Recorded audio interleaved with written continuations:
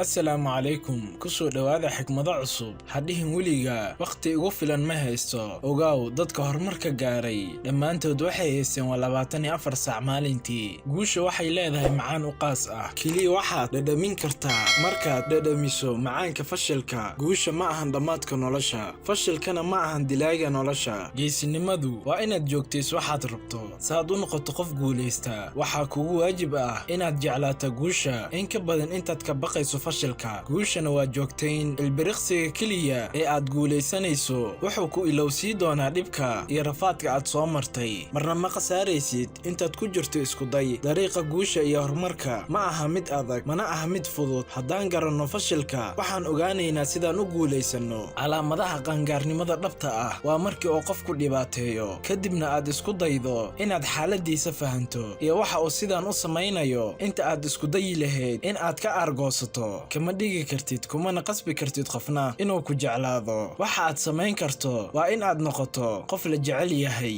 wixii soo harana iyagay u taala si taxadar leh u dhageyso sida qof oo u hadlo kolka qof wax kaaga sheegayo qof kale tani waa sida ay kaaga waramaan marka ay dadka la kala hadlayaan hadaad barato deeqsinimada iyo cafiska ogaa waxaad baratay sidoo Allah kuugu naxariisan lahaa qof kasta guul waa oo raba laakiin waxa guuleysta qofka waxyaabaha dhan ilooba oo daneeya guusha oo kaliya markasta aadan fahmin dhibka nolosha ku haysta indhaha isku qabo neefso gacmahana kor u taag kadibna dheh ilaahayow waan ogahay in wax kasta qorshahaada ku socdaan wax kastana sabab ku dhacaan ilaahayow iga caawi sida aan ugu gudbi lahaa marxaladan